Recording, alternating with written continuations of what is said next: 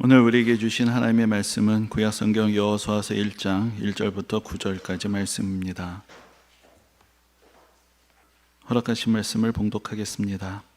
여호와의 종 모세가 죽은 후에 여호와께서 모세의 수종자 눈의 아들 여호수아에게 말씀하여 이르시되 내 종 모세가 죽었으니 이제 너는 이 모든 백성과 더불어 일어나 이 요단을 건너 내가 그들 곧 이스라엘 자손에게 주는 그 땅으로 가라. 내가 모세에게 말한 바와 같이 너희 발바닥으로 밟는 곳은 모두 내가 너희에게 주었노니 곧 광야와 이 레바논에서부터 큰 강 곧 유브라데 강까지 해쪽 속의 온 땅과 또 해지는 쪽 대해까지 너희의 영토가 되리라. 내 평생에 너를 능히 대적할 자가 없으리니 내가 모세와 함께 있었던 것 같이 너와 함께 있을 것임이니라. 내가 너를 떠나지 아니하며 버리지 아니하리니 강하고 담대하라. 너는 내가 그들의 조상에게 맹세하여 그들에게 주리라 한 땅을 이 백성에게 차지하게 하리라. 오직 강하고 극히 담대하여 나의 종 모세가 내게 명령한 그 율법을 다 지켜 행하고 우로나 좌로나 치우치지 말라. 그리하면 어디로 가든지 형통하리니 이 율법책을 내 입에서 떠나지 말게 하며 주야로 그것을 묵상하여 그 안에 기록된 대로 다 지켜 행하라. 그리하면 내 길이 평탄하게 될 것이며 내가 형통하리라. 내가 내게 명령한 것이 아니냐. 강하고 담대하라. 두려워하지 말고 놀라지 말라. 내가 어디로 가든지 내 하나님 여호와가 너와 함께 하느니라 하시니라. 아멘.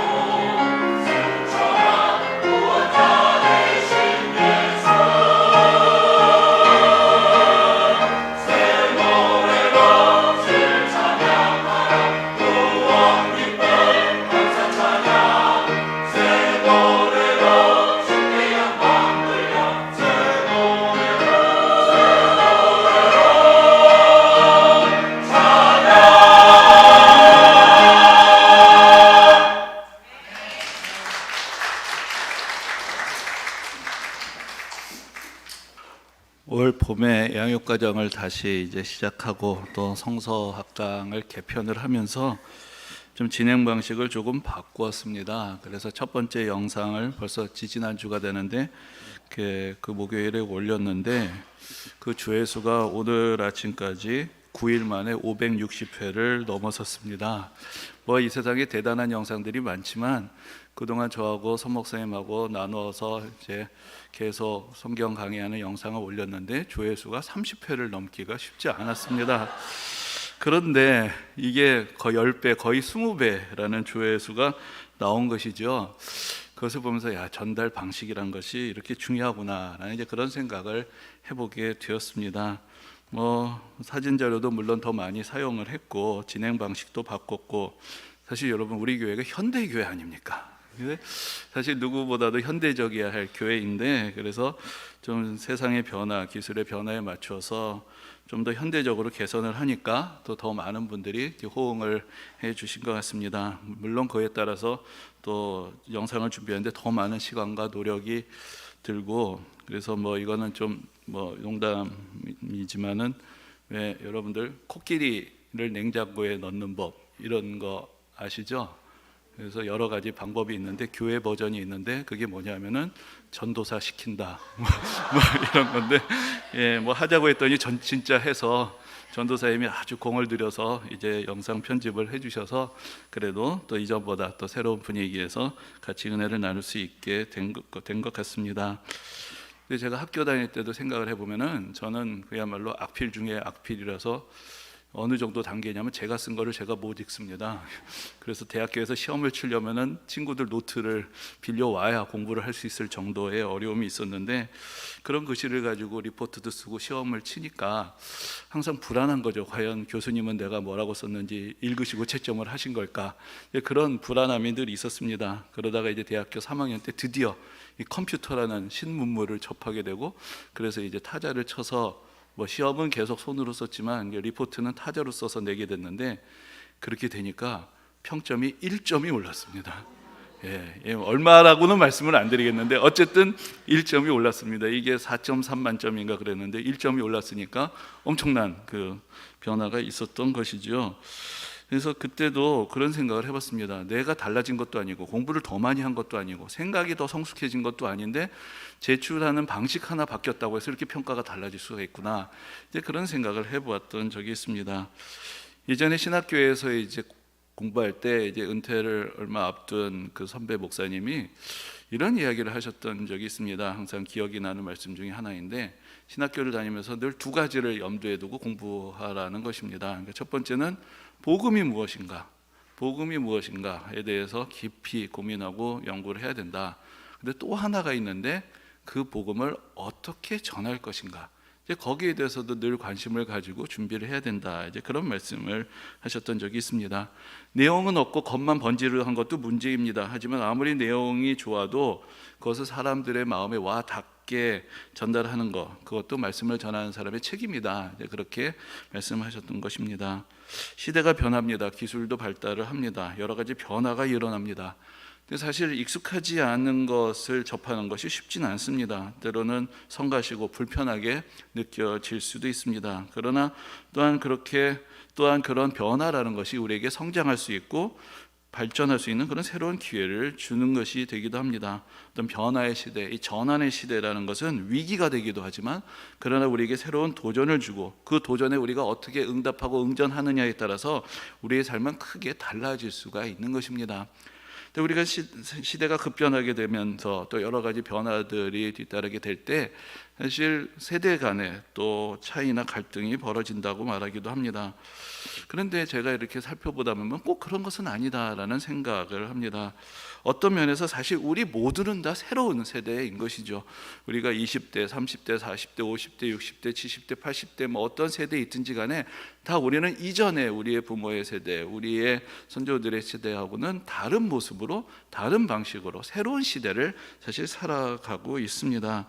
젊은 세대는 인터넷을 사용하고 또 기성세대는 텔레비전 보고 라디오만 듣는 것은 아니죠. 우리 모두가 다 인터넷을 쓰고 우리 모두가 다 새로운 시대의 문물들을 접하고 또 그것을 저마다의 방식으로 또 사용을 하면서 그렇게 살아갑니다. 새로운 정보를 보고 세상 돌아가는 것을 알고 또 삶의 여가를 즐기는 여러 가지 방식들을 우리 모두가 사실은 또 익혀가고 또 적응해 가고 있는 것입니다. 근데 물론 저는 여전히 아직도 책을 읽는 것, 글을 읽는 것이 중요하다는 생각을 갖고 있습니다.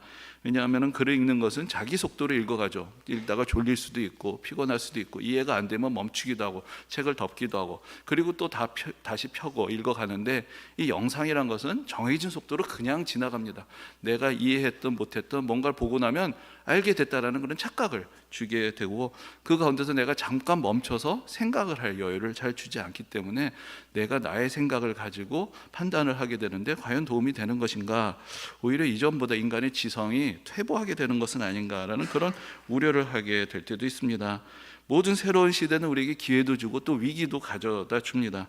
이러한 변화 앞에서 사실 모든 세대가 같이 서 있는 것입니다. 그러므로 우리가 함께 공감하고 또 함께 지혜를 모으고 함께 경험을 공유하면서 더 나은 삶을 향하고 더 나은 사회를 만들어가는 것, 그것은 우리 모두에게 필요한 일이고 또 충분히 가능한 일이다라는 그런 생각을 합니다. 또 오늘 본문에서 이 여호수아의 첫 부분인데, 여기서 또한 엄청난 변화의 시대에 직면하게 된 그러한 백성들의 모습을 보여주고 있습니다. 우리가 지난 시간까지 또 살펴본 것처럼 이스라엘 백성들은 애굽에서 벗어났습니다. 그리고 40년의 광야 생활을 거쳤고 이제 가나안 땅에 거의 가까이 이르게 되었습니다. 그리고 그 사이에 여러 변화들이 있었죠. 그들을 그동안 이끌었던 저 위대한 모세는 이제 세상을 떠났습니다. 그리고 그들 앞에는 강성하고 그들을 두렵게 하는 가나안 족속들이 자리를 잡고 있습니다. 이제 그들이 가나안 땅으로 들어가게 되는데 그 땅을 정복해야 하는 것뿐만 아니라 그 땅에서는 그들이 살아왔던 삶의 방식을 완전히 바꿔야 했습니다. 애굽에서는 어떻게 살았습니까? 종으로 노예로 살았습니다. 주는 대로 먹고 그 여러 가지 처우를 받는 대로 그대로 그냥 견뎌야 했습니다. 광야 생활은 또 어땠습니까? 그들은 이제 유목으로 하면서 광야를 방황하면서 그렇게 살았습니다. 그런데 이제 가나안 땅에 들어가게 되면은 이제는 그 땅의 주인으로서 또 그 땅을 경작하면서 새로운 방식의 삶에 익숙해져야 하는 것입니다. 그동안 익숙해졌던 모든 것들을 변화해야 하는 그러한 상황 가운데 지금 그들이 놓여 있었습니다. 세대의 차이를 우리가 말한다고 한다면은 이 여호수아라는 사람은 사실 대부분 다른 백성들하고는 다른 세대에 속한 사람들이었습니다. 애굽에서 나왔던 사람들 대부분은 이미 광야에서 세상을 떠났습니다. 가나안 땅까지 들어올 수 있었던 것은 여호수아와 갈렙뿐이었다고 성경이 이야기를 하고 있습니다. 그런데 하나님께서는 여호수아를 모세의 뒤를 잇는 지도자로 세우셨습니다. 그리고 광야에서 나고 자란 세대를 이끌어가게 하셨고 이제 가나안 땅에 들어가게 하시는 것입니다. 그러므로 지도자에게 중요한 것은 어떤 물리적인 나이가 아니라 그의 삶의 태도이고 자세이고 하나님 앞에서 보이는 신실함과 믿음이라는 것, 그것을 우리가 다시 한번 깨닫게 됩니다. 저 위대한 모세, 애굽에 10가지 재앙을 내리고 홍해를 가르고 바위를 쳐서 물이 나오게 했던 그 모세에 비하면 사실 여호수아는 지극히 평범한 사람이었습니다. 신명기에서 모세에 대해서 그야말로 전무후무한 사람이라고 그렇게 평가하는 것을 봅니다.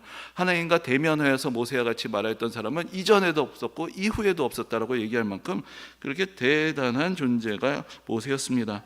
그런데 그러한 모세의 뒤를 이어서 지도자가 되어서 이 백성들을 이끌고 새로운 시대를 헤쳐나가야 하는 이 여호수아의 부담감이란 것은 이루 말할 수가 없었을 것입니다. 하지만 이미 모세는 죽었고 이전 시대는 지나갔습니다. 하나님께서는 오늘 본문에서 여호수아에게 이렇게 말씀하십니다. 내 종 모세가 죽었으니 이제 너는 이 모든 백성과 더불어 일어나 이 요단을 건너 내가 그들 곧 이스라엘 자손에게 주는 그 땅으로 가라. 모세의 시대는 지나갔고 그와 함께 애굽에서 종살이를 하며 살았던 세대도 다 사라졌습니다. 이제는 여호수아가 광야에서 자라난 새로운 세대와 함께 가나안 땅으로 들어가 새로운 시대의 문을 열어야 하는 것입니다.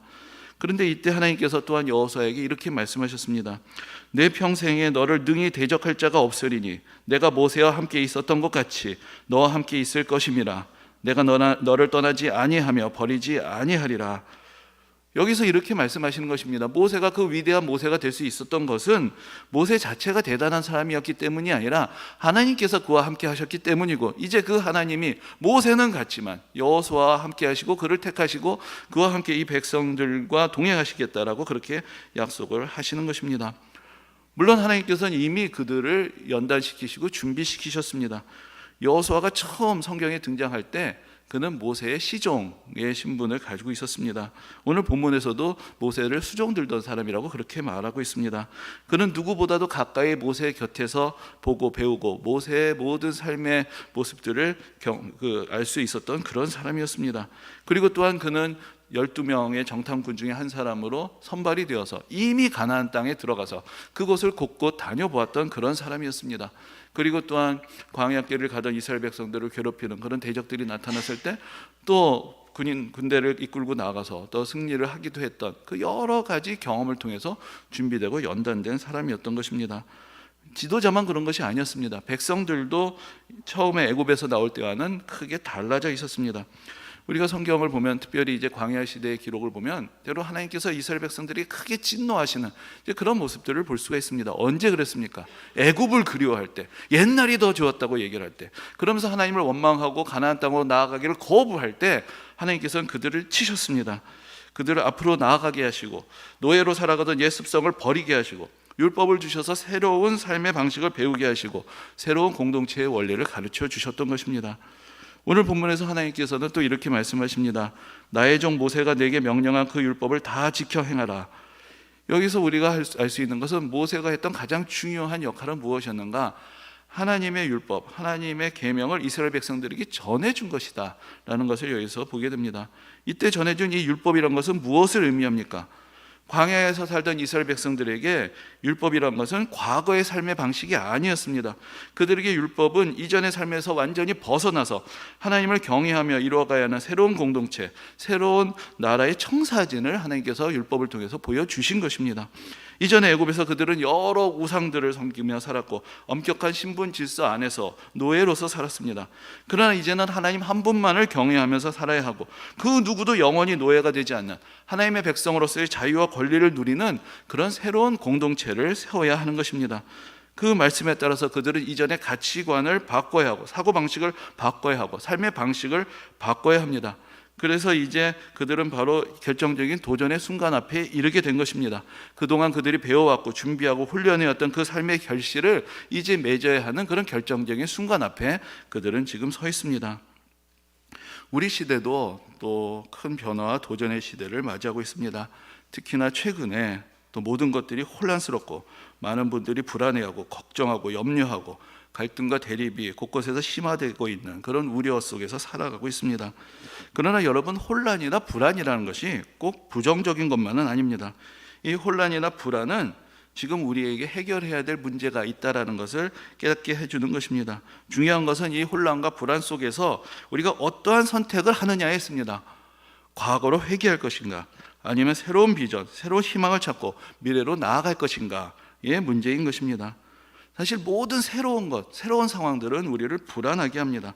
이것은 우리가 과거로 돌아가야 한다라는 사인이 아니라 지금 우리가 변화를 겪고 있다는 것을 말하는 것이고 우리 시대에 과제가 있다는 것을 깨닫게 하는 것이고 또한 그 혼란과 불안이 우리가 이 혼란과 불안을 벗어나게 하고 그래서 새로운 시대로 나아가게 하는 그런 추동력이 될 수도 있는 것입니다. 모든 것이 평탄하면 사람들은 가만히 있고자 하겠죠. 뭔가 문제가 있고 뭔가 불안할 때 사람들은 변화의 기회들을 찾게 되고 뭔가 달라져야 된다는 생각들을 하게 되면서 오히려 우리는 움직일 수가 있고 나아갈 수가 있게 되는 것입니다.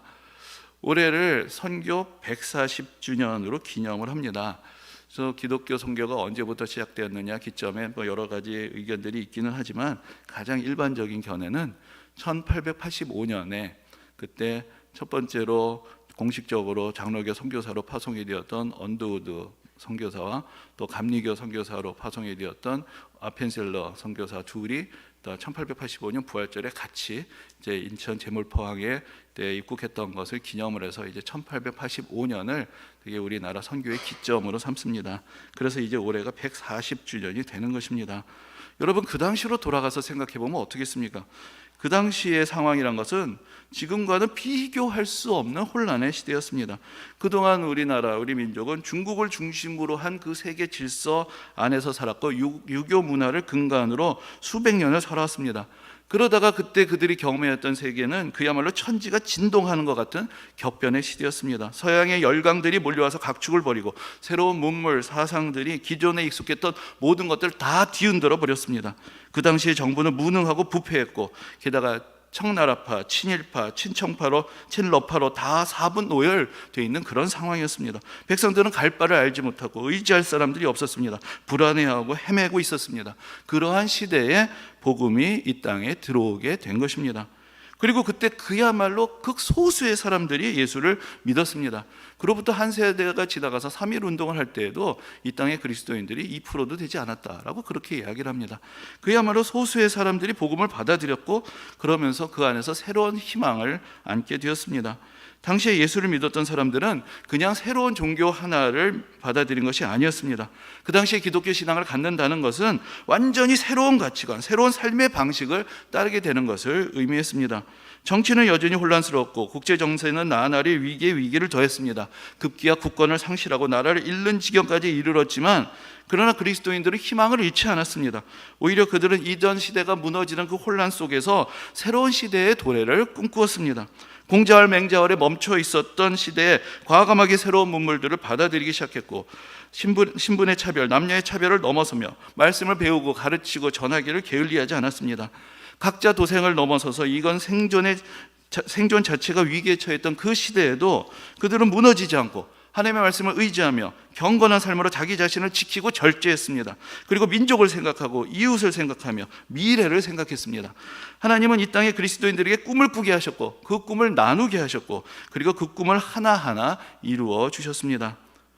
그러나 여러분, 우리가 다 알고 있듯이 그 과정이 결코 평탄하지 않았습니다. 그토록 기다리던 해방과 독립은 남북 분단과 함께 이루어졌습니다. 그리고 참혹한 전쟁의 고통까지 겪게 되었습니다. 그리고 그 후에도 정치적인 혼란은 계속되었습니다. 간신히 독립을 했는데 다시 큰 비극의 소용돌이로 빠져들어간 것만 생각해 본다면, 야, 이 민족은 완전히 버림받은 민족이구나, 저주받은 민족이구나, 희망이란 건 찾아볼 수 없는 민족이구나, 누군가 그렇게 생각을 할 수도 있었을 것입니다. 그러나 그것은 우리 민족의 종착점이 아니었습니다. 이 모든 것이 다 미래로 나아가는 과정이었습니다. 그리고 이제 우리는 우리의 선조들이 꿈꾸던, 아니 그거보다 훨씬 그 이상의 나라를 만들고 새로운 시대를 지금 경험하고 있습니다. 앞으로 우리가 살아가야 할 세상, 앞으로 우리가 나아갈 미래를 향한 그 길도 결코 평탄하지 않을 것입니다. 위기에 위기가 찾아올 것이고 새로운 도전은 그치지 않을 것입니다.